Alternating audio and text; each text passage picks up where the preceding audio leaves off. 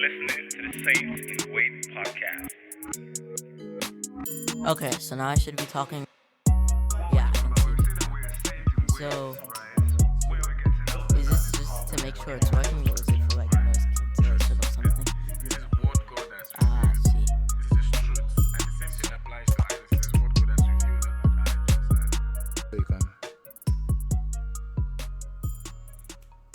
Yes, we are back again for yet another episode.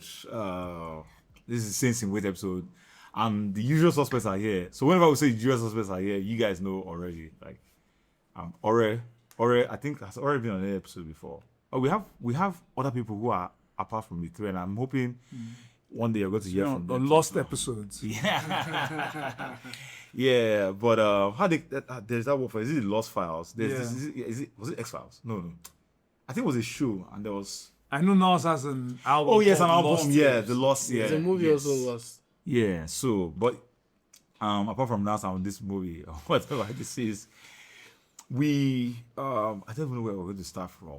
To be honest, we're going to start from somewhere, but it's actually what we're going to talk about on the episode. So I would think of us start on the lighter notes first, and the lighter note will most likely be the typical how we do, but we're going to use an icebreaker right now.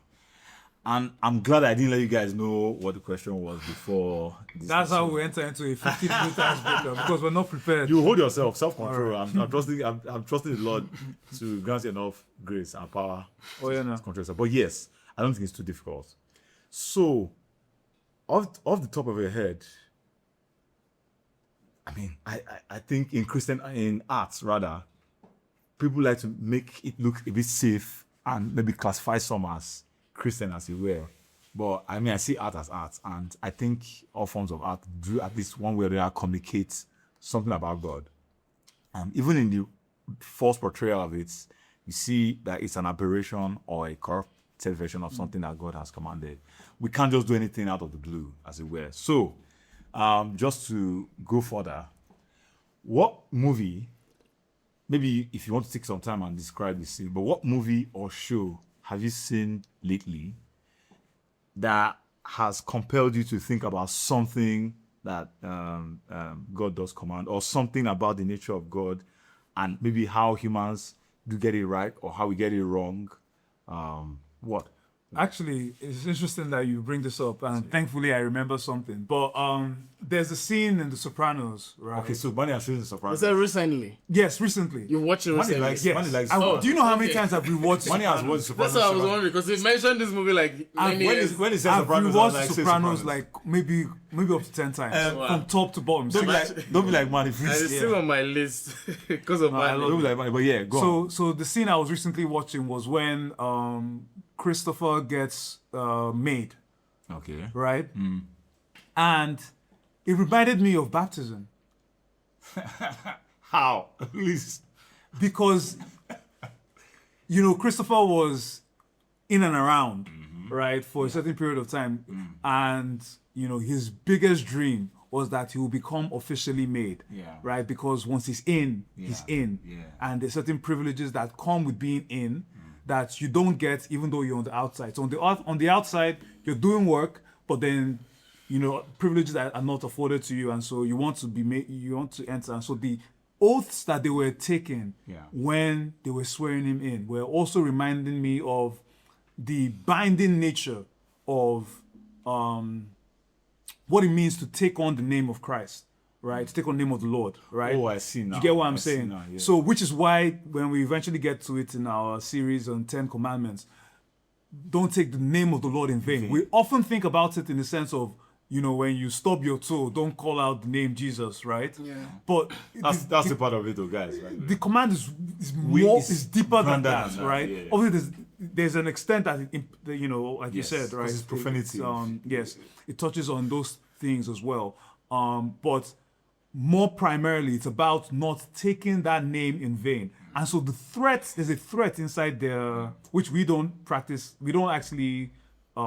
I haven't been to a baptism liturgy where threats are pronounced over the people that, Just reminds me of that meme of that guy that goes about evangelism. If you don't give your life to Christ now. You get me? So all of that stuff reminded me about that. And then the reason why it's also significant in the Sopranos world is that there's a scene in the Goodfellas, right, where somebody is going to be made. These are mafia inclined. Anyway, people who are listening will When you say made, you're referring to like initiated. Yeah. Just to be clear. So the guy is going to be made, and then he wears his nice suits, everything, and then they walk him into and shoot him. You get me? So it was actually a hit because of certain things that he had done wrong before. So Christopher was like on the whole ride. They say he was sitting on one yash, right? So one cheek of yash. So because he couldn't actually because he was like, I might be going to get made, or I might be going to, and there's actually a dual nature to baptism, right? There is a sense, I think Adriel Sanchez is so good at explaining this in a very concise way, that as well as baptism communicates certain blessings, right? We also have to remember that the same waters that the Israelites passed through is the same waters that drowned the Egyptians. That perished. You understand? The same flood that Noah was carried through, the same flood that destroyed the entire world. So, so even when you think about baptism as well, there's that sense in which it will stand against you if you do not hold on to Christ, who's being presented to you in the sacrament. So that's how I'm so sad to mention this. I mean, there's some people, anyway, I won't even mention it, but that very popular OF model who claimed that she was baptized.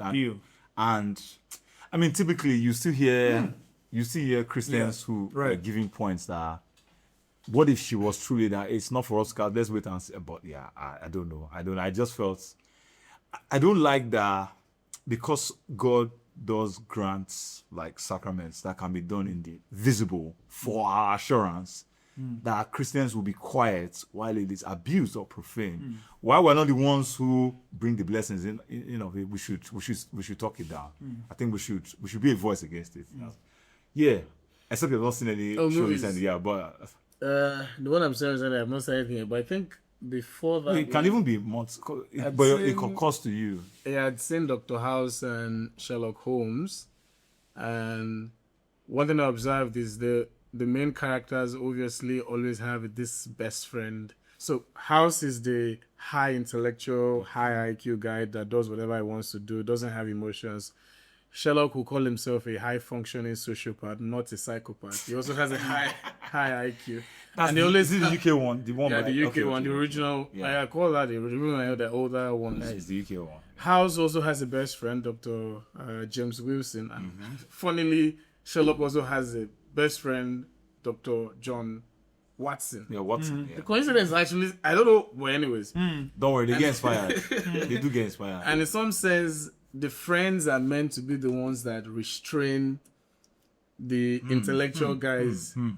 They can go as far wide, but there's a sense in which when they misbehave and do all their stuff, they always come back to that friend who's the one who's always like either talking them down or pointing them, giving them that emotional side of where I get all of these things. And so for me, it just of course points down to the role that the law plays for us in restraining us from sin, and also the role that God plays from being the one who calls us back, having someone we fall back to, no matter how much. I mean, if you talk about the sheep, the sheep that runs away, Christ is the one who calls that sheep back. The prodigal son that runs away, there's a father that's still there to receive him. So imagine, I'm imagining a world in that movie without James and John. I'm not referring to James and John no more in the movie. Coincidentally, I don't know what House would have done. I feel like House would have been miserable. I don't know what Sherlock Holmes would have done. They would have ruined themselves completely with some of the things they did in the movie. Like they would have ruined themselves. But those people were put there. It's not allowed them to ruin themselves, and it's how Christ is merciful to us in ensuring that we don't ruin ourselves. If He left us alone to first our low IQ, because we're not even high IQ as those people in the movies. With our low IQ, with our foolishness, with all our depravity, we just ruin ourselves and just end it there. And it's how what's that story again? The Prodigal son. no, the guy who was the legions. Okay. Yeah, when we see what happened when the legions were sent into the peaks, the next thing that happened there was like ruin themselves, and that's a picture of what sin would do To us. if it's in us in that sense. So yeah, I have not seen this one. It's coming out soon, but I have seen it. Reminds me of the franchise, and it's the Dune franchise. So you Dune Part 2 is actually on Netflix now, Okay. but Part 1 is not. So I say I want you to watch. But I need to watch 1 first. To watch two. both of them. I can't watch 2 without. So one. Dune was written by Frank Herbert, and I got interested in the book after watching the first movie, but luckily I don't have to read all of the books. I have friends who have read it, and then lately, because I've been discussing about it a lot, and the new technology we have in our smartphones today, when I'm on YouTube, when I'm on YouTube, I'm on the algorithm. I'm always seeing people who take time to explain all these things, and I watch all of them, and I'll tell you why. I watched the very first Dune with our pastor, Pastor Adiola, Pastor Lali, and 2 of our sisters too. Sarah and Onye, we didn't enjoy it. Like they were like, I watched the second one with our pastor as well, and Aina, and I love that. Aina is our deacon, by the way. And yeah, he'll be coming on some podcast episodes. Can't really wait. He has great nuggets to drop for us. Aina enjoys Dune because Aina has read the books too. And you know, Aina is very savvy with literature. And people don't really listen. And I need to try and round up quickly with why I like Dune. The author, Frank Herbert, wrote Dune with it's a very, very creative masterpiece. And he wrote it with a vision of, for lack of a better word, fanboyism or cultism. And people didn't understand how he wrote that. And he had a lot of elements inside, a political element, a societal formation element, and the main actor who I really like, I love Timothée Chalamet, but even his character too as well, because it looked like, the way he painted it looked like they were villains and they were like heroes or whatever. But Paul Atreides, who is meant to be the hero here, he's a jihadist. He's look, if you read the books, you hear about that. I don't want to go further into that. But he's practically a jihadist.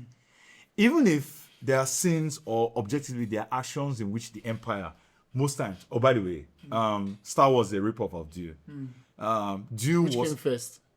Dune, material-wise, Dune came first. That's the novels. That's the book. But then Star Wars was created, and Star Wars wasn't really bad. Star Wars has a lot of gospelish tones in there too, but it got all of that from Dune. What was better with Star Wars was there was always a savior, there was always a hero. Good triumph evil, even if there was as little as no hope. I love Star Wars Rogue One. If I could quickly describe the last scene, there was a message, not even like a key or like something tangible. There was just a message that ought to be sent to people in a distant world about what the enemy is trying to build, so that rebel forces can gather together and destroy it. And the enemy started wiping everybody who had that message. The message got into the last person, and this so-called popular villain, Darth Vader, was killing all of them. The last person who was meant to just escape into this ship, he blew it off. But the voice message, the VN, was sent. And that just shows, I think about that a lot, how even if there's so much evil in this world, good, yes, God. What that always reminded me of, the end of Rogue One always reminded me of, the way scriptures were, all the guys who were scriptures were wiped off. There was an active wiping off of people who had this truth. But God preserved it. We don't know how for sure.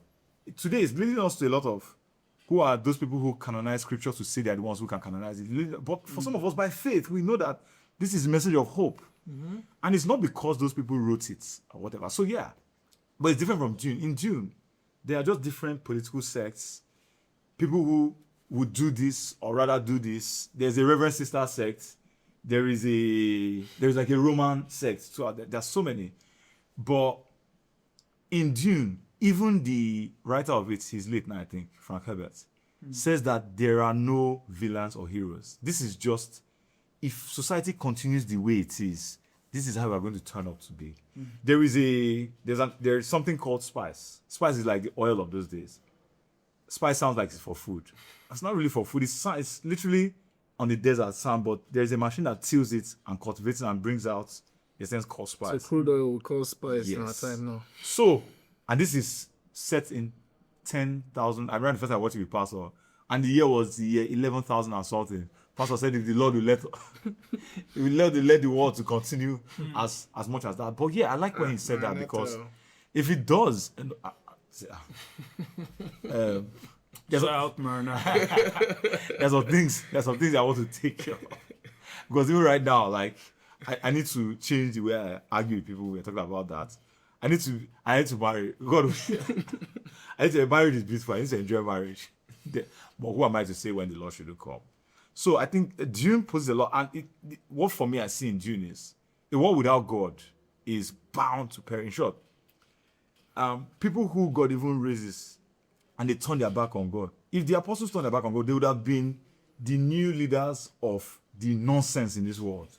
And thank God they couldn't, because first of all, we know that it was by the Spirit of God they were led to do all of this. But we're still religious sects that don't really care about God's commands and the rest. And so I'm looking forward to part 3 to see the combination of what that looks like.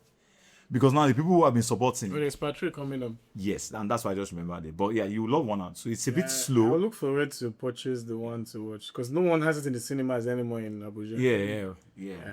But anyways, and I'm not going to talk about the movie, Yeah. but like I if it came to my mind, if I was talking about Home Alone.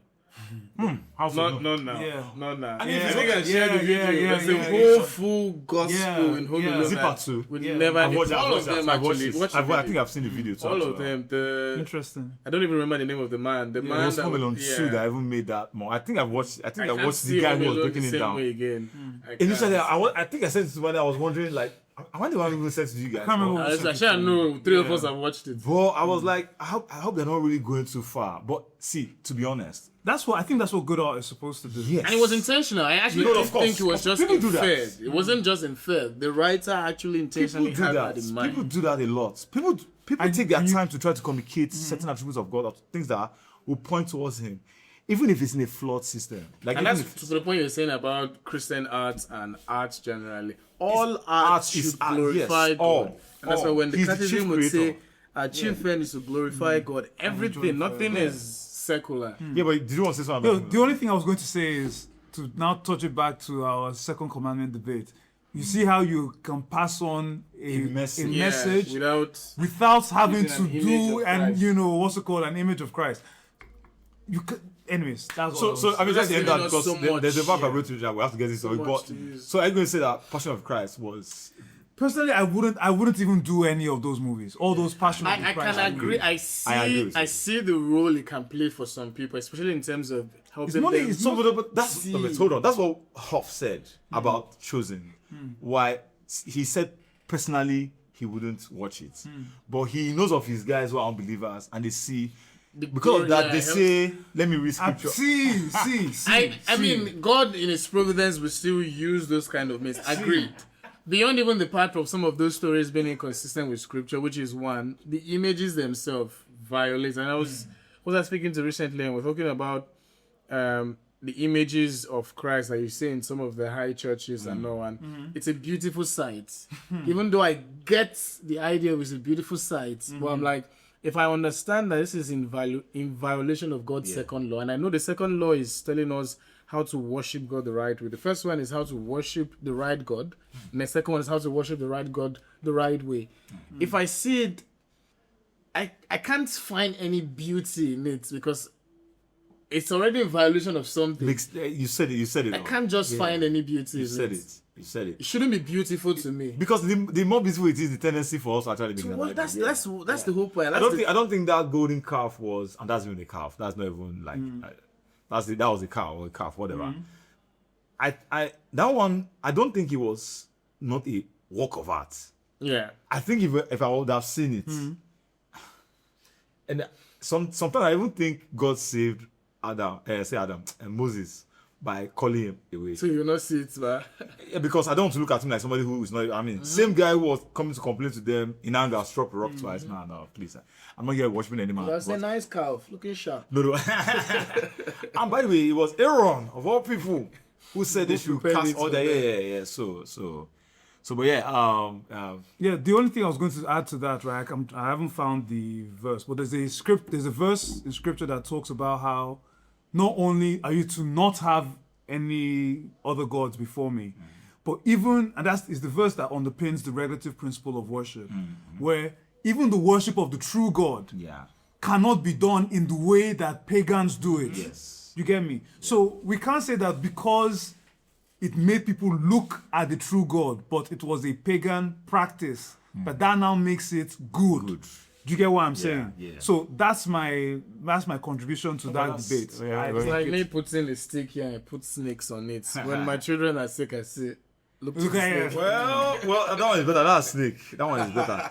So yeah, we are getting into our topic for the day, and can we have a topic that is going to be a bit not offensive, like, or let's try to couch in all our offenses and then just actually pour out our hearts with the grace of God on this. But we are going to be talking about like the saints and worldviews, because we live in a world where people have different views that are not, that is not rather the view of scripture, which is Christianity in a sense.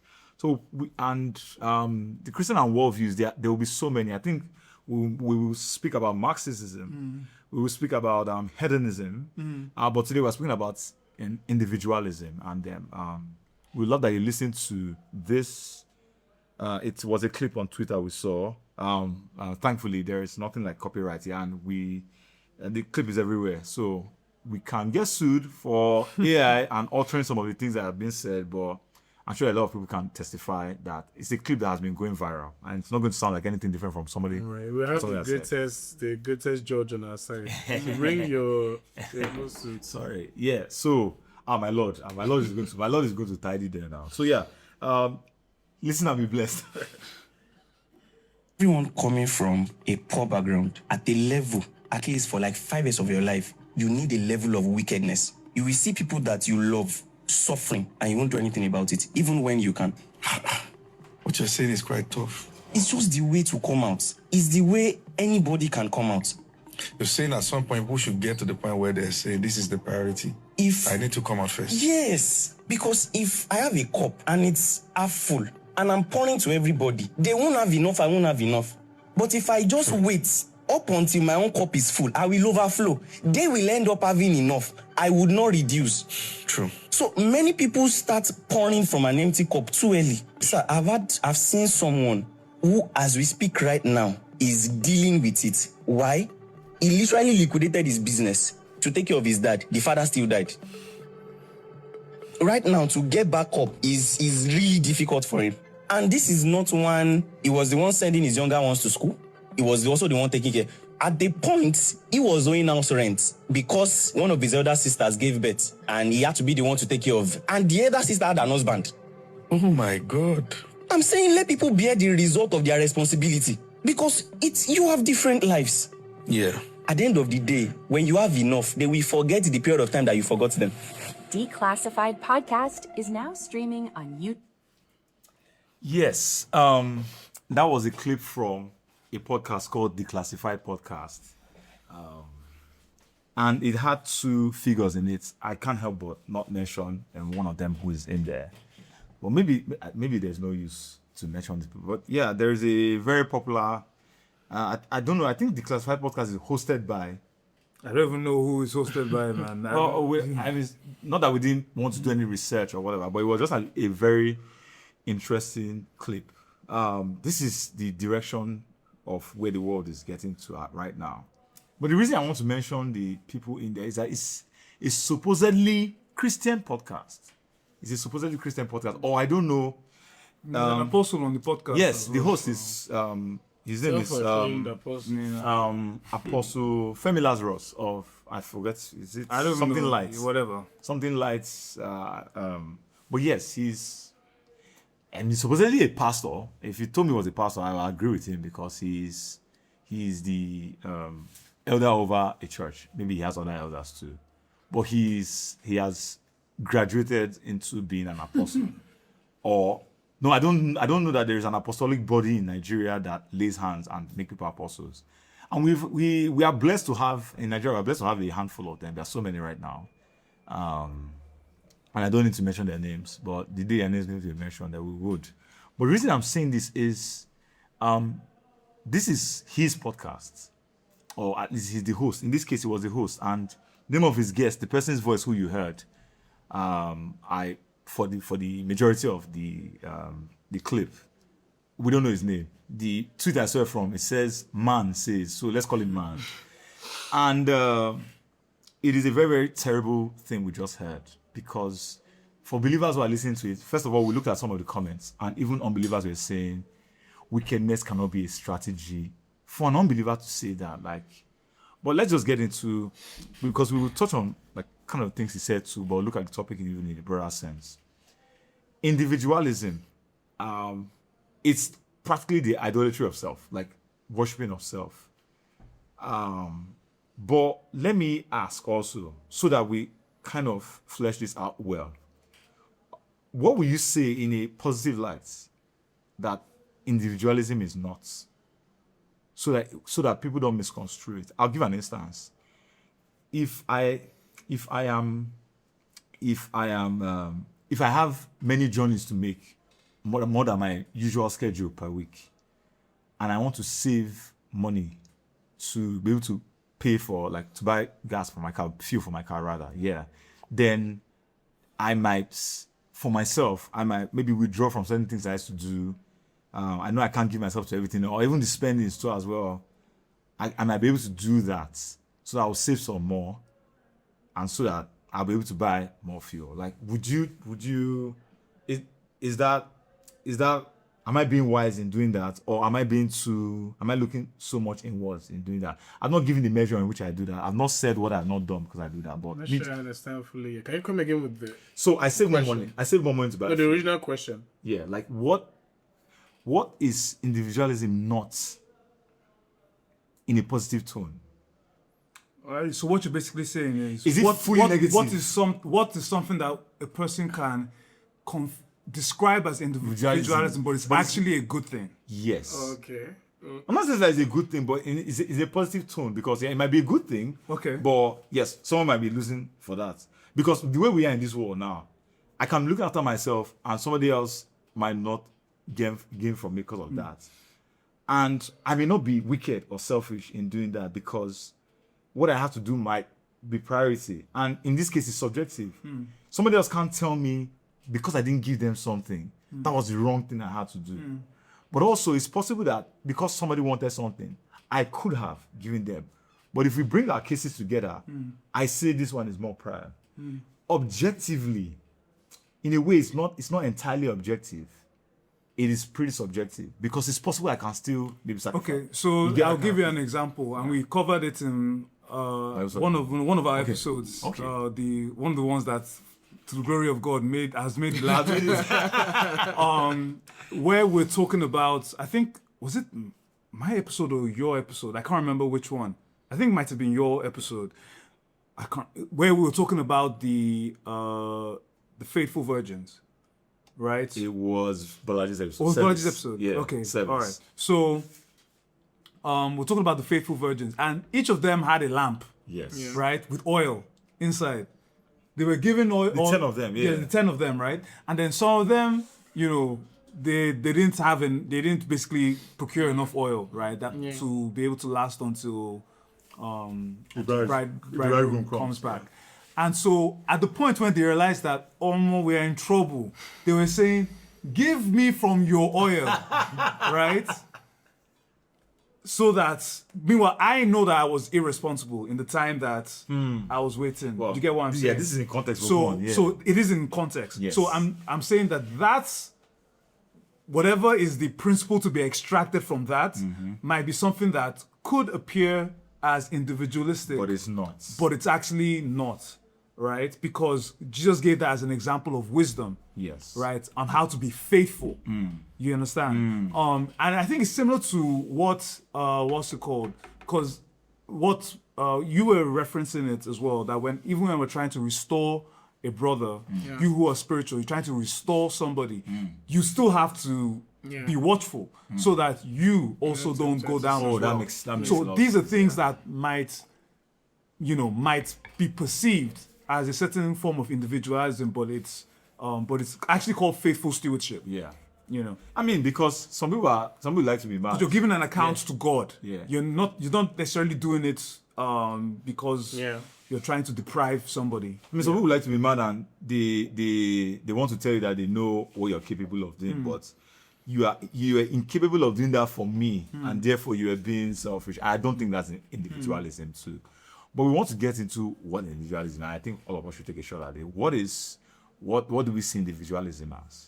It's a worldview, by the way. It's the reason I had to ask that question is that it's a presumed self-preserving worldview, and self-preserving in a positive context. Like, if you want to have me tomorrow for anything I can be good enough to you for, I have to preserve myself. And I don't think that is right. I don't think that's don't get me wrong. It's good that I'm healthy so that I can be there for you tomorrow. Being healthy doesn't really have to do with what I have to be for you tomorrow. Being healthy is even first and foremost gratitude to God for giving you a body, a spirit, and a soul. And being healthy is not only physical. Because if not, you should not take care of your soul, the kind of things you do. I mean, keep sinning and be dirtying yourself, you get. But you see, that cannot be individualistic, or that is not individualism. So, but what is it? What will you guys say it is? So as a worldview, I kind of, maybe I wouldn't necessarily give a technical definition. Fine, right? But I see individualism as any attempt to disconnect the what's it called? The individual, right? Yes. Maybe you could say the one from its source. Do you get what I'm saying? So, as none of us gave birth to ourselves, do you get what I'm saying? Yeah. We all come from a family, right? That's one source that we have, right? Obviously, we all ultimately come from a common progenitor, and he also came directly from the God as well.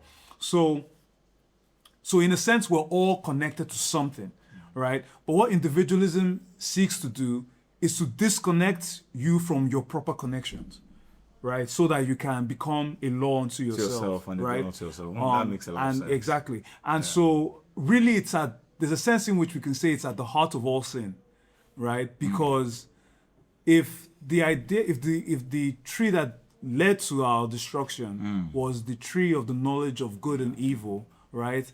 The idea that Satan communicated to our forefathers, right? Our Adam and Eve, was that when you eat of this, you will be like God, deciding good and evil for yourself, right? So the idea was to disconnect from God, right? So individualism is doing something on that level where there are proper connections, right, that exist between us and what either came before us or what's even going to come after us, right? Because individualism also leads to a certain level of irresponsibility that doesn't think about the future and, future generations. Anytime we find ourselves making disconnections that are not due, we are in the field of individualism. That makes a lot of sense, And maybe to connect it to our previous episodes, we already established the fact that, the greatest commandment, love the Lord your God, though you have to see your man, and love your neighbors. And so there are responsibilities and connections one man is saying that we have with different groups of people. So there is, first, if you're married, you have that with your spouse. If you have children, you have that to your entire household. In the local church, your brothers and sisters. And then the larger humanity, neighbors. And so there are expectations that God puts in his word that affects how we expend different things to all of those people. So anything that seems to take away that responsibility of expending that to those groups and channel that back to yourself. And so it's, as you said, so it's self-preserving. But I also think about Matthew 16. I'm trying to pull up the verse. 16:24, it says, Jesus told the disciples, if anyone will come after me, let him deny himself and take up his cross and follow me. For whoever will save his life will lose it, and whoever loses his life for my sake will find it. And so it points at the points of Christ calling us to die to ourselves, which means there's a sense in which Christ understands that we are living for ourselves for starters. And so, but if we would follow him, we have to die to ourselves, whatever that would look like, all our will for starters, our desires, our ambition, our agenda, all of which is the other way of what we just described now as what would be the opposite of individualism now? The opposite of individualism. Yeah. Collectivism. That would be the negative extreme of it, Yes. right? Collectivism. That's another word. Yeah. That's another wrong word. Yeah. But I think the opposite of individualism, or if I say the better version, Yeah. individualism is a corrupted version of being made in the image of God. That's what I'll say. Because think about it. It's God who said it himself. Adam didn't know. Or let me say Adam, I won't say Adam didn't know in a sense. But Adam wasn't as wise as God. Adam isn't as wise as God. Even if he knew, he was incapable of doing anything about it. And the reason I'm pointing this out is that whatever we have always needed, even pointing to what man is saying, whatever we've always needed, God, who is our creator, is always capable of providing it, even without asking. And even by design, the things that we did not ask, if we look through history, the things that we could not ask for, he's still the one who will provide. Let me hint on it so that it will shame individualism. Even Christ, capable of saving us without anybody's help, Christ had disciples. Not just because he wanted to be couched by people, but it gives a sense of belonging. It gives a sense of God's ministry is in fellowship with other creatures who he made in his image and likeness. But to Adam's case also, it was like it's not good that Adam is alone, so it's bad. I think you mentioned marriage too as well. We are talking about plurality of elders too as well. Not like one elder is bad. Not like having one ordained elder who loves God and who loves God's flock is bad. But we can see the dangers that can creep up because we are still in a world where the presence of sin is very much there. And so there are dangers. And God, who is even wiser than all of us, has created, what they call it? Not precautions rather, but safety avenues, as it were. And safety avenue for like a church to be governed would be to have plurality of elders. So not being alone and not being tempted to see the church as your burden so that you will not feel like it is what you think best for you to be led to thinking that you are, this is my cross, this is all about me, and let me see how I can make this work, even if you're a so-called loving pastor, as it were. So if you look at how God has, I'm thinking of anything that God has done or God has actually made, that he made one. The only thing I can think of is a way. And that's the way to salvation, and that's only through Christ. But I can't think of anything else that was just one. So that person will just be the one who does. Kings are, they are just one king to just point towards the one king that will be. And that's why there are many kingdoms. But Christ doesn't have many kingdoms. Christ's kingdom is one. Christ is one. God is one. Those are the only things that are one. But every other thing else. And God cannot be judged to be individualistic because God knows all. And God does not need anything. By his nature, he's self-sufficient. Like he can do as he pleases, but we can't afford to do that. And from Manny's definition, who are you cutting God off from? You can't even cut God off from the creator. He's the creation. Sorry, you can't cut God off from his creation. Who will suffer? It's his creation that will suffer. So God is in need of no one, and that's why God can't even afford to be individualistic. That's why God cannot be idolized too, because he's the only one who can be one. In a sense. He's the only one who can be individual in that sense. And that just so where I'm also getting to that, where I'm also getting with that rather, is to ask a question. Seeing that God cannot be individualistic, I think I've asked you this question, so you might have an understanding of where I'm getting to. Are there any laws, or is there any law of God that tends or that can lead someone to be individualistic? Or is there any law of God that is, I'm thinking of a very, very good way to put it, that has nothing to do with, yes, on anyone besides the person. The There's any of God's law that tells you to put yourself first, or any law that only concerns you. I mean, there might be. Let me not say only concerns you. Yeah, you're right. That only concerns one person. Where only one person will suffer. You know how they say it's your business, it's you and you alone. Yeah. Well, I mean, our personal devotion with God largely falls under that. There's a command for us to seek, to gaze upon God, and that's expressed in the means of a quiet time with God, studying of God's word. I mean, yeah, largely you're not devoting to God affects you. I mean, there's a sense in which we can say it affects other people as it pertains to the local church in any ways, but I guess that's the closest thing I can think of, like your personal devotion with God, the essence. Yeah, I mean, obviously we've already had this discussion, and for me, it's very clear that, that there's nothing that would only affect the individual, right? And the reason, the reason why is, maybe for us, it might be something that we cannot see the impact, right, in time, right? But everything, given enough time, is going to have some impact on someone else. Yeah. Do you get what I mean? And we don't necessarily always see how the ripple effects play out, right? So that's why we had one, I don't know if you were inside, one men's meeting that we had, where they were talking about what's one way you can be your brother's keeper. And I said, by doing your quiet time. And people were looking at me like I wasn't trying to answer the question. But I really meant it, because there's a sense in which that thing that you think is only affecting you, right, is actually going to affect other people. You understand? Because when you don't receive from God, right, and somebody now wants you to pour into them, you get me? Now your cup is not overflowing, right? How are you now going to pour into that person what you don't have? Do you get what I mean? So, which is different from obviously hoarding, which is what they do. But you get what I'm saying? So everything has that impact, and then it even goes further into future generations. We're also talking about how, I think Pastor mentioned it on Wednesday, right?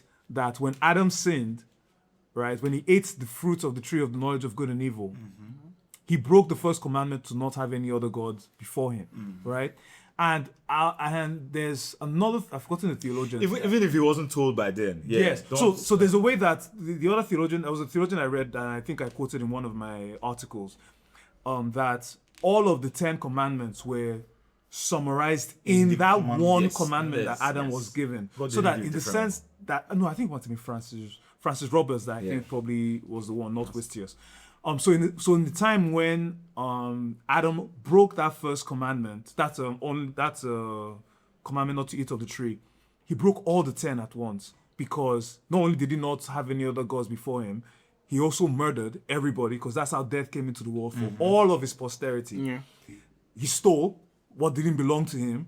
He coveted, right? That's why they looked and, they coveted it before they even ate it, right? So all of the 10 commandments were broken at once, and that had impact for everybody.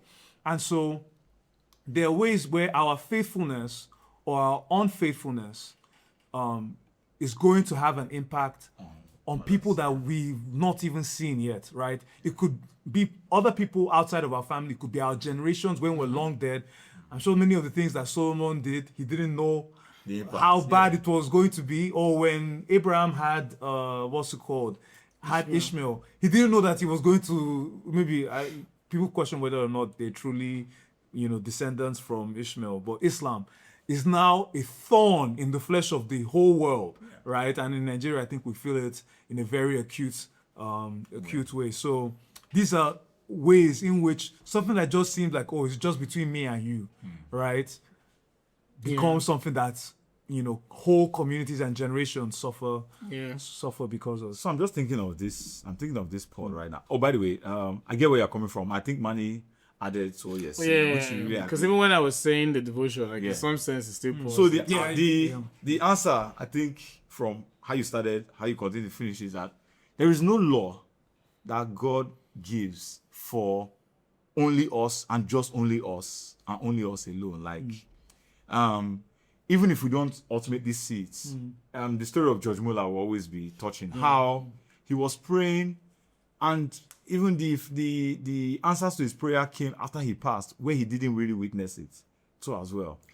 But George Muller, obviously, maybe because we look at it like he was praying for somebody, it's possible that we can even be doing something for other people, but we want our own gain from it. So I think Pastor has spoken about that thing sometimes, where you're trying to be kind to people for a feel good. And then that's not kindness anymore. Only God sees it actually. And because we can't see it from the outside, it will eventually tell. I mean, God brings about scenarios where it will eventually tell. But what we're getting with this is self-preservation is not, it looks like it's the go-to. It's not we're not being tempted to think of ourselves first. By default, we have a mechanism in us a self-defensive mechanism in us. That's why if a car was coming to hit us, we will step out of the way. We will just stand there and be like, I know my God will protect me, all of that. No, that's why we can't. I mean, for people who are even committing suicide, like the thoughts, the hurts, and the sorrow there is even the fact that their minds have gotten to a place where they've now even deemed themselves, and that's the highest form of individualism, actually. You've deemed yourself as not worthy to be of value to anybody else, and you're not your creator. But we get that sometimes it's greatly influenced by like hardship and sorrow in this world too as well. But you would hardly ever choke yourself. If you try doing that thing right now, maybe cover your nose for a while, you're eventually going to you won't do that until you die. You could never do that as a matter of fact, you would even probably get tired and your hand will fall off. Maybe the best way to do it, if you really want to do it, no, I'm not. We're not giving suicide tips here. So yeah, but let's get to what we just heard from this guy right now, and there's so many other sources too as well. Like, I mean, you guys heard it. I don't know that we should play it again. I doubt we should play it again. So I mean, but yeah, let's raise talking points from there. First off, like, I think one of the things you made mention of, this guy says your cup is half full and you're pouring for other people. Who put what's inside that cup? And so what's the complaint there? Anyway, just raise up talking points. That's my first talking point. It's a rhetorical question, and I was very mad just to hear that. I mean, for starters, I would say it's a desire first to give from a full cup. So the cup is half full, right? Someone is already pouring into the cup. You need the cup to be full first. Like the threshold of when you're giving can start is when it's full. And so it sounds like the verse you just read now is like saying when God says deny yourself, is like until I found myself, until I'm full of myself, I don't know, then is when I will start giving. Meanwhile, God is saying kill that self and follow me. And so it changes the order of how God designed things. It just changes God's design of things. God has not called us to give when we are incompatible with God's design. It doesn't match. Yeah. And I mean, I remember the verse that talks about when the apostle would say, I know how to abound and abase. Yeah. In plenty or in little. I abase. So I'm imagining They never abase, but yeah, that's fine. if Paul was saying, I need to first be full first before I can then know, like, That's a very good point. It's contradictory in that sense. That's a very good point. And because it goes against the nature of what is sacrifice, something has to give. That's the whole point of a sacrifice. That's the whole point of how we even have redemption. Christ had to die. It's like saying Christ, the design for salvation was that Christ would not die. Like, I don't even know how to put it. Like, God forbid. he will live. When he has finished living, then he can die. I don't even know how to put it. Like, So I think maybe another way I can think about it is like in terms of demonstrating this incompatibility, Yeah. right? Is you maybe I'll borrow imagery from the parable of the soil, right? There's ground that you sow a seed in, it's going to go into the soil, take roots and bear fruit, right? Yeah. And there's ground that you won't be able to. So for instance, now concrete, this thing, you can't plant seeds in concrete, right? The birds will just come and eat it, right? But the thing about concrete is that the reason why you actually have concrete in the first place is because you want a sort of a platform that cannot be affected by Brokenness. nature. You understand? I That's see. more stable. Yeah. Do you get what I'm saying? So this person is seeking a level of stability, right? A certain level of I don't want to get to a place where something can take away from me, right? But at the same time, the person who nothing can take away from, is also wants the one seed that to go in. nothing can grow in. Do yeah. you get what I'm saying? And as Actually, far that as makes sense, biblical love is concerned, right? You cannot truly experience and practice the love that Christ has commanded us to if it does not come as a sacrifice. I think who was the one that mentioned sacrifice? Yeah. You did, right? If it doesn't come as a sacrifice, then it is of no value. You understand? In terms of, as something that's acceptable towards to God, in God's sight. So you can see the heart that he's coming at it with.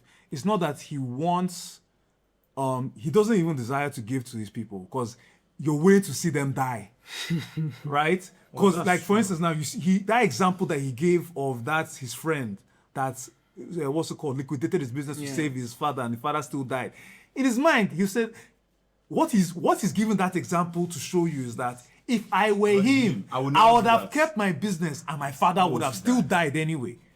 You understand? You're willing to allow people to die, right? So your desire is not to help people at all. Do you get what I'm saying? You're helping people as not from a place of sacrifice, from a place of maybe to even add to my fame that I have now made it to the Your good extent works also.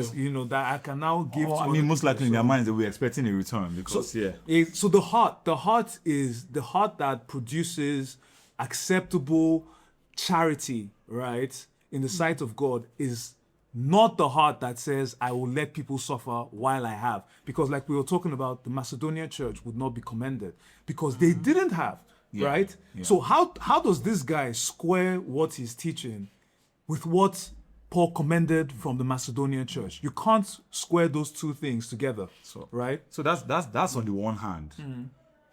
I'm going to pick out something again he said. The necessity of wickedness. Folks listening, like even if you've not come to Christ or the ones who have come to Christ, the reason I had to mention, or the reason we are mentioning, because if my brothers here didn't want me to mention it, I wouldn't have. It's 2 against 1. But the reason we are mentioning this name is, this is somebody who is responsible for the souls of God's sheep. They are not his sheep. He's an under shepherd. And I like him to have that tag while he's here, but he's a poor representation of it, if I say. Because if you listen to that podcast, he didn't just weigh in on someone's opinion. There was a lot of, true. This is a pastor. And what is he teaching? That at some stages, you have to be wicked. Wickedness is aligned with the devil. It's what Christ calls the devil. He says he's the father of wickedness. You are saying a Christian should be wicked. Look, in response to, if someone was trying to respond to this, they shouldn't say, you know what he meant. No, there is no atom of. I think it just boils down to the sacrifice thing. We don't want to lose. We don't want to lose. And Christ is saying, for what will a man gain what was the profit if the man gained the whole world and lost his soul? But here, even while he's saying you should deny yourself, he's saying he who will lose his life will save it. To be honest, some people's main gripe is with God. If it was possible that they could fight God in a ring, they would try their best to do that. Because what's your grievance with? Don't get me wrong. Like you lose your father. because of hardship and all of that. It's hard. Tears will be shed. It will be very painful. It might take you a while to come to terms with all that has happened. But when I'm talking about it, people have had money and have died. People have not had money and have died. That just goes to prove that money cannot keep someone's life in the first place. So what is the real grievance here with this guy who is actually alive and testifying is that this person shouldn't die. One, and two, if they shouldn't die, if I wish they shouldn't die, if I'm hoping they shouldn't die, I should still be selfish enough so that I can have to provide. And that's why I had to ask that question initially to my brothers. That when is self-preservation not individualism? And when is self-preservation individualism? Because if I was not well and I was sure, as a matter of fact, maybe when we call it self-preservation, because it's kind of like we're forcing that term. Maybe when we actually do something for ourselves for the sake of other people, it's no longer self-preservation. Yeah, so like I was saying, that's why I defined it the way I defined it in the beginning. I agree. Because it shows where your connections have stopped. If God has commanded me something and it's against my quote-unquote self-interest, yes, it's very clear. I think you quoted what Christ commanded us, right? To pick up our cross, deny ourselves, and follow him. So that is essentially what Christian discipleship is, the discipline of, is learning to deny yourself and follow Christ. So, but then you see that within that, there is an acknowledgement that I have a responsibility to God, right? So there will be times when Jesus would flee a situation because his time has not come. Not because he doesn't want to die, he doesn't want to suffer, he doesn't want to feel pain, right? He had already, even from before he even started his ministry, before he did that first sign, the first issue that he complained to his mom was, my time has not come. Yeah. Because he was thinking of, what I've been sent here to do is to die, right? To suffer and die, right? So he was saying, this is not yet the time for me to suffer and die, right? But that time is surely coming. So there's a way that you preserve yourself as service to God. So I was even going to answer that the opposite would be faithful stewardship. I think from the human point of view, right? Yeah. When God has granted anything to you, right, to manage it with the sense that even life itself, sense that this belongs to God, it was given to me by him to serve his ends, right? Yeah. So where something is going to take away from my ability, like Pastor was talking about it, I don't remember if it was a Bible study. I think it might have been a Bible study. This is a new to right? start Sunday school series, by the way. Yeah, and there's a stewardship, right? Yeah. See, spirit is one. So he was talking about it and he said, you want to say that you love your friends so much that you're going to spend, stay out on godly hours, right? And you know that that's going to affect your time, your quiet time the next day. Your preparation for love. And where do you think you're going to find the power to love these your friends, if not from God? So the way to love them, right, is not to say, you know what, because, whatever, I'm going to stay here until 6 a.m., right, or whatever it is. Obviously, you have to weigh the nuances of every different situation. But in order to pour into them, quote unquote, right, you might have to preserve and spend time with God, knowing that your first responsibility is to him, and it's from there that the source to serve everything else comes from. So you cannot love your neighbor as yourself if you're not loving God. Do you get what I mean? So I think what's it called? That's the question was how. So that would be preserving. Yeah, exactly. So everything that's done in service to God, right? Yeah. Primarily and earnestly, not in the way that that's the final thing I was going to say.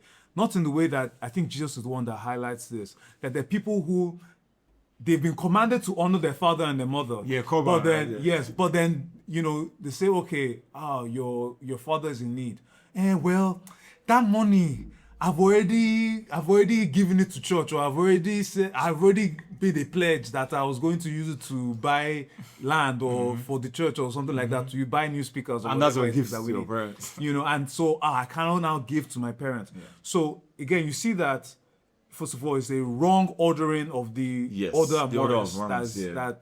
That's You love God first. Yes, that's that you love God first, and then even within your first within the love of God, within the community, your first priority is to your family, which is why the person who does not provide for their family, even if they're in the congregation, right, and he says worse than an unbeliever. infidel. That's what Paul says. So that shows you that Degree. wherever you either where you're properly respecting the order of love, right? I think that's where you cannot be held Which makes sense light because of which makes sense because individualism also comes in with the greatest commandments that Christ says that upon these two commandments hang on the law and the prophets. Because when you detach love for God, by the way, not just love, loving God with all your heart, your soul, your mind, your strength, and then love your neighbor as yourself. You know what? Let's even just look at the second one. It didn't just say love your neighbor. It says love your neighbor as yourself. Automatically, that puts you last. Because you can't give to your neighbor what you can't give to yourself. I think that brings great judgment. That will bring great judgment upon people who put themselves first. And if all of the law and all of the prophets stem from this, then there is no law that God commands that tells us to put ourselves first. Because wherever you find yourself, you are under someone. If you put yourself before God, you are under God. Yeah. You're putting God first. If you're putting yourself before your neighbors, stemming from putting yourself under God, you're still last. Even Paul At talks no about point, it. yeah. Paul talks about it too. At to no esteem point are you ever others first. Yes. more than so. At no point are you ever putting yourself first. And that's why you really can't really fly. Another reason we're having this topic, or just to re-highlight again, is that we have the tendency, given that we are, first of all, we are still in our natural bodies while we are still here. And we live in a world where first it's in opposition and rebellion to God, to Christ, and to his commandments. That's one. But two, because we're in the combination of these two, because we're in this world, even if we've been called by Christ, we are in the presence where we can be. I mean, it's easier for them to say show walking. That's why this guy, by the way, we don't hate these people who on this declassified podcast. They are wrong, by the way. We spoke about it in the last episode. Yeah, we don't hate them, but they're very wrong. This thing that he has said is erroneous and poisonous. I'm saying it in this fashion. I'm using these two words to describe them because the hearer, Paul would charge Timothy and say for his hearer's sake, so to be watchful for the kind of thing they say for his hearer's sake, to mind the doctrine, because people are listening to you. Somebody who doesn't know better will listen to you, and this would corrupt them. Save for the grace of God to save them. This would totally corrupt them. Because at first, while they are in this world, they will see show walkings, they will see walkings. And walkings will be pleasant to their flesh, but ultimately destructive to their spirit and to their souls. Yeah. Because Christ is saying, you know what, there will be a time where you can't look back. If you read the story of rich man and Lazarus, the angst he felt, the pain he felt, and he telling Abraham, was it Abraham or telling the angel, whoever? It was Abraham. Yeah. Send someone to tell my relatives. That's because, and that story in scripture, maybe it was one out of many, was just a proof that the people whose hearts are turned cold towards God, their hearts will be turned cold towards God. If they heard you from hell, they will still won't believe you because of the state of their hearts. And so for their hearing's sake, it were better that you did not bring out something erroneous. It were better. Look, I'm not saying Adam would have kept himself by himself, but there would have been the odds for him to have eaten that from the tree of good and evil would have been lesser if the devil didn't come to it. So the devil came to spill poison. And the poison wasn't just, they didn't argue.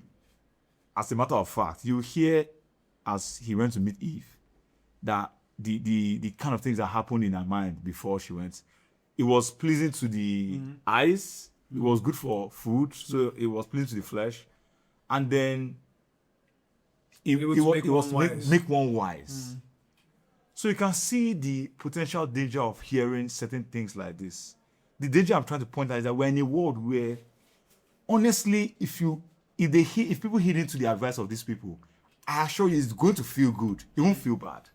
It won't feel bad. It sounds like, I've read, I could, while you're making some points, people, I'm going to open some comments about what people say. Selected comments, by the way. No, it's just to piggyback on what you're saying now about it will feel good for them. And what Manny said about Christ coming to do the meat of the Father.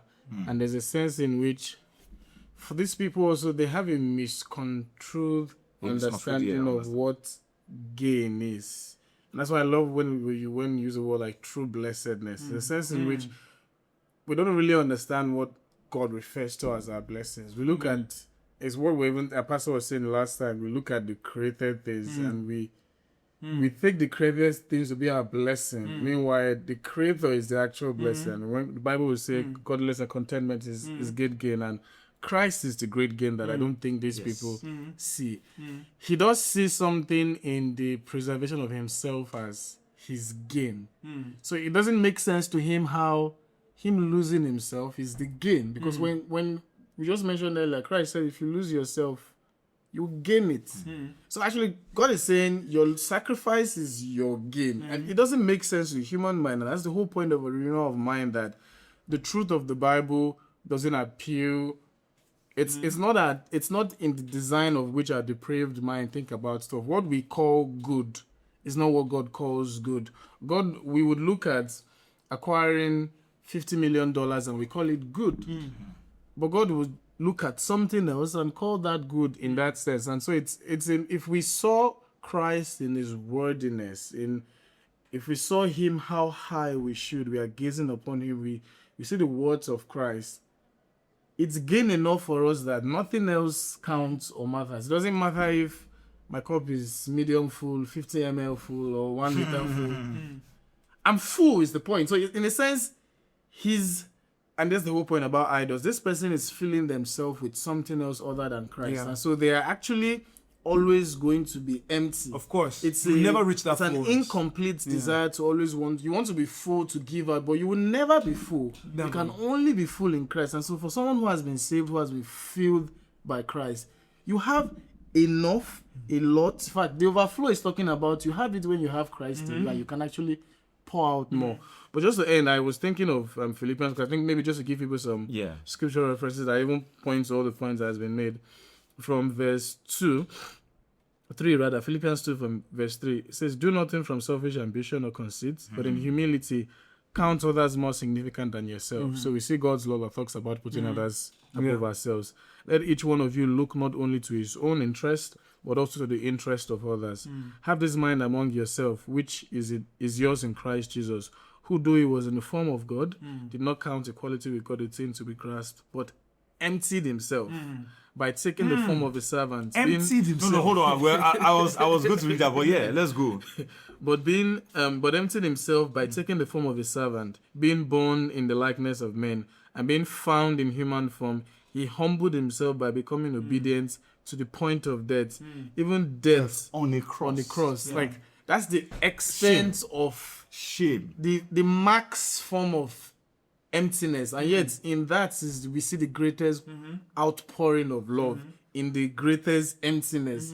So to try to restructure that to be our understanding of God's law is just, first is, what's that word when we say like it's a dishonor to what Christ has done for us to try to do that now, to put something else in that order and that sense. But so were we on this podcast when you spoke about Hebrews and the writer of Hebrews wonder about not loving money, or were we off record? No, we were off record at that point. I was going to read that as points. well. Yeah. But just before you read that, this particular clip we just heard right now, the issue, especially with Nigerians, is money. You don't hear American Twitter space how this is. I mean, this was a digression, like commercial break on this. Theirs is on other money. Yes, and money. Then even if they were to talk about it, they would. They could still in a more coded way. They could still understand than we would, because individualism is not a problem in West Africa. Or it's a problem even, I think, more in the West. Like maybe this episode which is just about individualism and like maybe your financial wealth and all of that. But celebrity status and all of that is individualism too. Like the the craze for influence. But I don't want you to. Yeah, lose your- even the way we participate in the local church as well. There's a certain Because I level want to of get to that, and maybe we're going to have a part two Yeah. because I ran out of time. But please wrap up with your Yeah, point. so this is what it says. It says, keep your life free from the love love of money. where in Hebrews? This is Hebrews 13 from verse 5, right? Yeah. So keep your life free from love of money and be content with what you have. For he has said, I will never leave you nor forsake you. So that's connecting. You look at the greats. I still have a little bit to read, but then I just want to pause there for a moment to say that you look at the Great Commission and you don't think about money, right? It just seems like a purely evangelistic, go out and preach the gospel, do I was baptism. blocked for this. You understand? But then you see how he's pulling out that Great Commission and saying that, hold on, if you love money, you're going to disregard this Great Yes. Commission. You're going to live life in a way that's antithetical to what is being commanded here, right? So that's one. I will never leave you nor forsake you.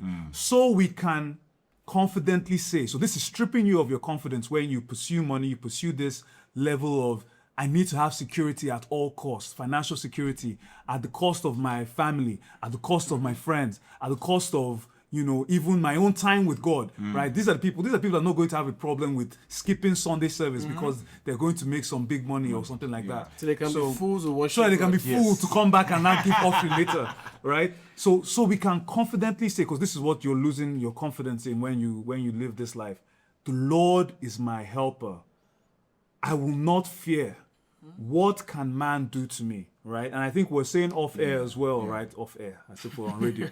Off record, that what you do when you live the way they are prescribing you to live here is that where the Lord ought to be your helper, right? My bank account now becomes my helper, right? My resources now become my helper, and I begin to trust in it. And like we've been looking at in our Bible study series, you break the first commandment. That's what they're calling you to do. To break the first commandment, to put another thing as God before the Lord that has saved you out of Egypt. All your money, the Israelites, Jacob went into Egypt rich. Do you get what I'm saying? Yeah. So money cannot save you from whatever money that you think you have. It will wash away in a few generations, bro. Do you get what I'm saying? So if the Lord is not your helper, then you're going to end up in ruin, whether it is in your own lifetime or in the generational wealth that you're building. The future generations are not going to eat it. You get me? Yeah, I'm just looking at verse 6, and I'll read it. So we may boldly say, Right. The Lord is my helper, I will not fear. What can man do to me? I think the idolatry of individualism wants to just take out one word. I thought I was going to say one line, but just one word. Or two words, let me put it this way. The Lord. I think, and this is because I looked at some of the comments, and some of you were saying there's some truth. Somebody said this guy may have come harsh, but he meant well. I'm sorry, he didn't mean. Somebody who says sometimes be wicked never means well. I'm sorry, let me just put that out there. That's first of all. But the complaint, the fear in his heart, and I'm not here to judge, but a Christian can't say this. A Christian can't say this. And you can't unsay things. So my joy would be that this guy would publicly recount what he said. And he wouldn't even say I was trying to make a point. He would totally repent of it. Because this cannot be what a Christian says. It cannot come out from a Christian heart. And what I'm saying is, the Lord be my helper is what's holding that verse. As a matter of fact, I think it's what's holding from let your conduct. I think it's what's holding from 13, from 1 to even 6 here. Hebrews 13, by the way. Because the foundation on which you are not going to be shaking for whatever is unsure for you is that the Lord is my helper. The other thing there is saying, for he himself has said, I will never leave nor forsake you. What made the apostles bold? Not long afterwards in the book of Acts, they they were standing before the Sanhedrin, and they were we would hear that Peter was stumbling and say in Acts 4 verse 12, only in the name of Christ can anyone be saved. When they are done, Gamaliel will speak on their behalf that they should not be incarcerated and all that, but they got a few beatings and they were told not to preach again. If you read the book of, if you read that chapter 4, it says that they were happy and they counted it worthy of being persecuted for Christ's sake. All of this just came from, I will be with you up until the end of age. I know that the Spirit gave them power to do all of these things. But this came from an assurance. As a matter of fact, they waited where they waited because Christ told them, I will shall come. We don't know how many days, or maybe it was in the same day, maybe it was the next night, I don't know. But they were given a word of assurance. And so, where they are right now is as a proof of the faith that God had granted them to hold on to it too. And I think God is merciful to, first of all, God is so merciful that his grace actually restrains us from saying something worse than what this guy has said. I mean, people have said way worse, but this guy has said something very, very terrible.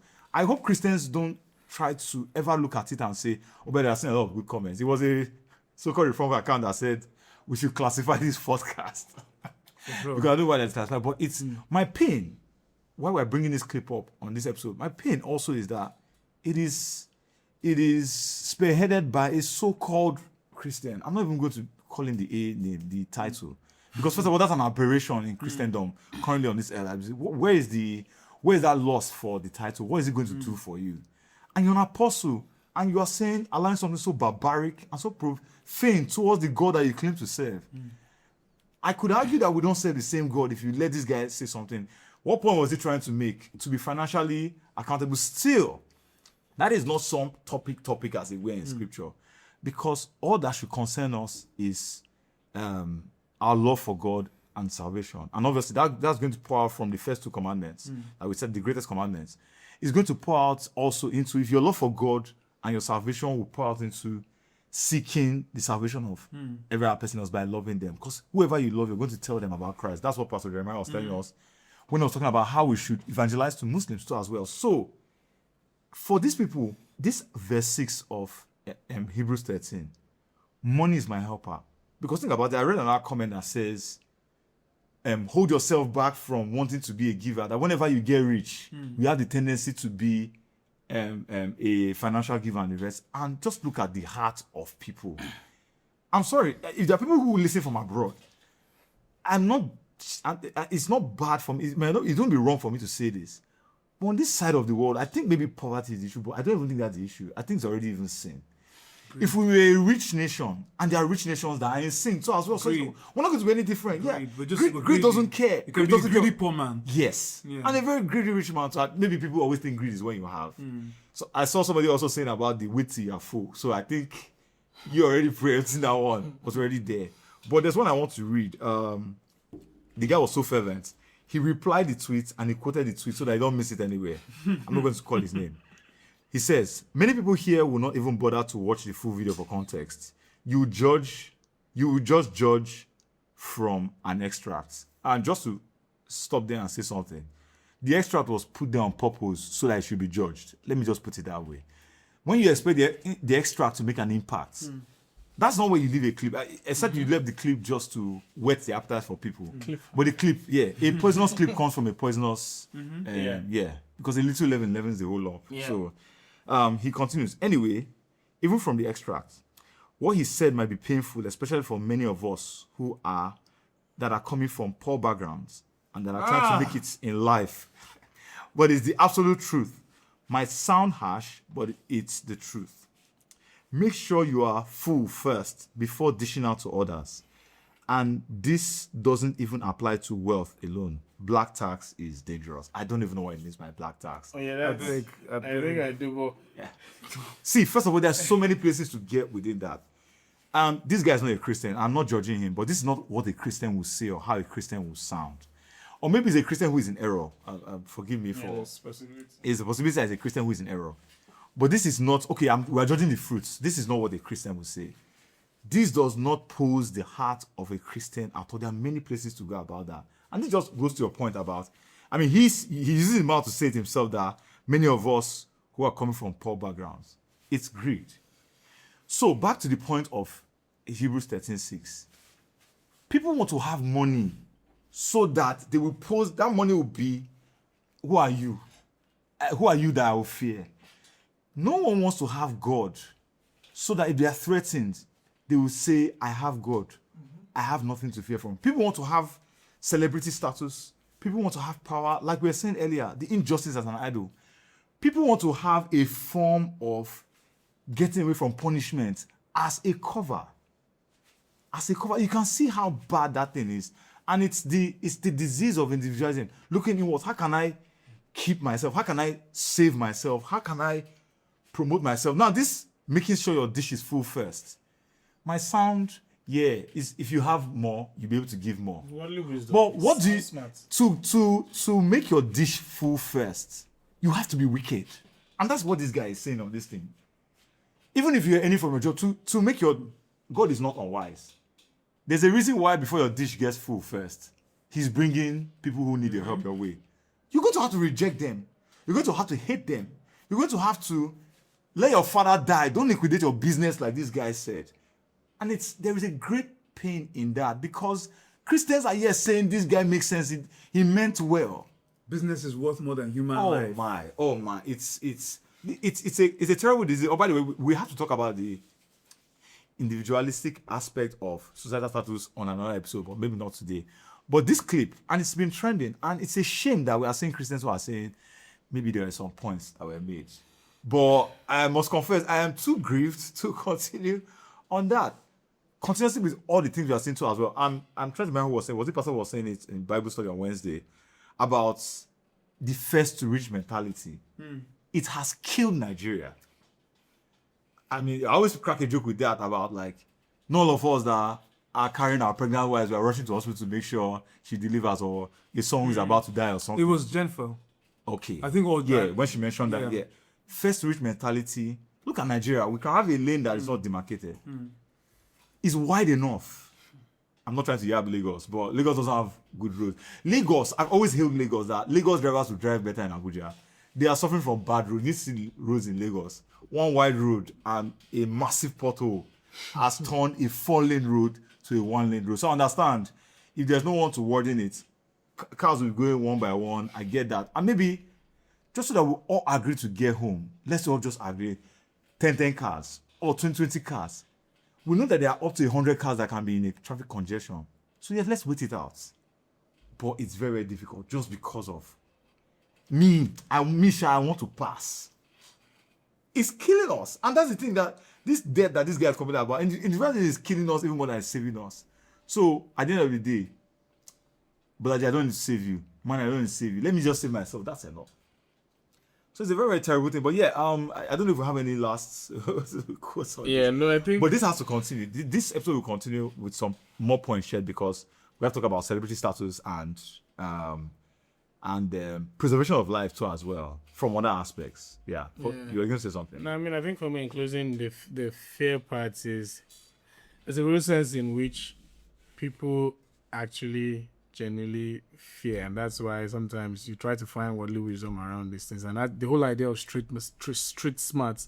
So you're not being taken for granted, and there's a real sense in which we've been traumatized by that, and that's why some aspect of wisdom is street smart. And that's why when we come to Christ, God gives us a new heart. Like, we have to be washed for us to actually truly enjoy this whole thing that we call fellowship with God. It's a different kind of worldview, and so when you feel that sense of trauma and all, the solution to that is not this. We discussed in the last episode around what the other amores would even look like in the context where I'm giving to my family and giving to the church. There's a sense, there's the right godly wisdom even in how we steward our resources that Manny has talked about, but it doesn't conflict, that pushes us to the point where we find the need to just really protect ourselves, to feel safe enough to give. And so my point being, that fear, as we've said, like, Christ already is giving us a solace for that. And what we have to do is just to trust and obey his word. And there's enough comfort in our sacrifice that we can actually sacrifice, empty ourselves, and not fear that we would die in that sense. Like, we'll be fine. The Lord is our helper. He is. That's why I said that line is what is holding everything. Fine. You don't need to feel like you should still have at least. There's a real sense in which you can say your godly wisdom. You know, if you have 100 naira, someone's asking for 50 naira. You know, make sure you have 10 naira to take the bike home. In that sense, you know, There's a sense in which you can apply that in different contexts, in where you might know, I'll give you 15 naira so I can take 15 naira to go home. In the sense in which I'll give you 100 naira, I'll trek home. There are different nuances in how that would be applied. But the heart of it is the keeper, that we don't at any point desire our security over Christ. Because if Christ has commanded us to expend, we should trust him. Even if it feels strange sometimes, I don't blame people sometimes when you feel that sense of, so you mean I'll lose everything. And it's fine if there's a Christian who's not at that place yet where they feel like I should be safe even in my emptying of myself completely. And that's I'm also saying, it might be that you are in error and God is calling you to also see him fully so you can actually have peace in doing that. That's fine. And there are people who first are not in they're not in the family yet, and so for them it's more of calling them in. But I promise you, as the Bible says, taste and see that the Lord is good. You have to taste to really see. And I think that's the problem for some people. They really have not tasted. They are outside. They don't know that he's good enough to sustain them. So they are trying to devise their own means. But all you have to do is just taste. Come in and actually give this thing a shot and see that he's good. He will keep. It's very he true. will keep us in that Very sense. true. I mean, my prayer is that, so many of the comments I'm seeing, people are saying you will never know until you get there. I'm not going to just slap that comment by. But my prayer for those people is, for these people who say these things, is that God will actually really visit them. Faith is a powerful thing. It is, we believe in the most unbelievable thing because of faith. We're not here questioning, even if we don't understand fully what happened. Paul will even say he wants to know the power of the resurrection. Yeah, and he counts everything else as dung. That's faith. Because Paul didn't have, I was going to get to a point where you were talking about like filling your dish and be able to give out, and Macedonian church too. Paul will speak about like, let it not look like I'm getting proceeds because I'm doing God's work. Like, he had to be a tent maker. But he wasn't waiting to get full. He looked to the joy of being a giver unto God's household. And he put his hands to do something. Also, I think he put his hands to do something so he won't be idle. But Paul was laden, I think, more than any apostle. We speak of how he was laden, heavy laden, rather. Even with the anxiety, how did he call it? When he was talking about being shipwrecked, robbed, and all that. And he said even the anxiety of like the well-being of God's people. And yet, see what he would put himself through so that he could give, because there is joy in doing that too as well. And the Bible says it's more blessed to give than to receive. You cannot say you want to be wicked for the sake of giving, because a rich man came to the temple one day, and somebody who didn't really have came to the temple one day, and Christ said it's not based on what they had. So, to be honest, people have quantified Christ on earthly terms, on street terms. Christ is not who Christ has said he is now. Christ is according to streets. Because next thing you hear now, who prayer don't help, who salvation don't help, or who faith don't help, that kind of thing. So my prayer is just that God will actually open their eyes to see that all of these things will perish. All of these things are going to perish, and it's not, we're not going to carry it. We're not going to carry it. Some people even say that sometimes, like, after all the suffer he suffered, he didn't live to enjoy his well. Oh my. See, we are ensnared by it. We are fighting because of it. Mansions, money, houses, we hate each other because of it, but we are actually pursuing it like mad. And I'll never understand. But yeah, it's our prayer. Because if we don't see ourselves, like Manny said earlier, if we detach ourselves from a creator, we've just let ourselves to be anyhow. And no, you can't anyhow get to heaven. And you can't get to heaven anyhow. Like, I think that's just what I'm going to leave it at that. But there will be a second part, because hopefully we want to check like more mental institutions, like celebrity status. Yes, it's supported with money, but it's not necessarily a money thing. Sometimes people want to be, we're in a cloutist age. I can't wait to talk about that. Like the inventions now, the best apps. You're looking at every app is directing you towards how you can make use of your camera. There's a reason why. But the Lord help us. And we also pray that the Lord help you too. Each and every one of us who are listening to it. Remember, we had a we had one of our foundational episodes as being your brother's keeper. That is already casting individualism away. Cain was. And he was warned. He was told that sin is scratching at your sin is just at your door. Anybody who decides to be self-preserving, sin is at their door too as well. And so we also hope that you look at the story of the virgins again. It is a great warning. It is a great warning. And finally, kingdom compassion. Christ said some people will ask him, Lord, when were you sick that we didn't? When I was Lord, I was trying to fill up my dish before I could help you. I hope that's not what you be saying before the Lord. But yes, we thank you for listening to this, and we hope you too is here some other time later. So it's goodbye for operation. All right. Peace. That's all we have for you now. And we thank you for listening to this episode of the Saints in Wait podcast. We hope you are blessed by the conversation. Please follow us on Instagram and Twitter at Saints in Wait Pod to keep in touch with updates and other enriching content. We look forward to having you on the next episode, Lord willing. But until then, from us here, the team at Saint in Wait podcast, we say grace and peace to you. Bye, guys.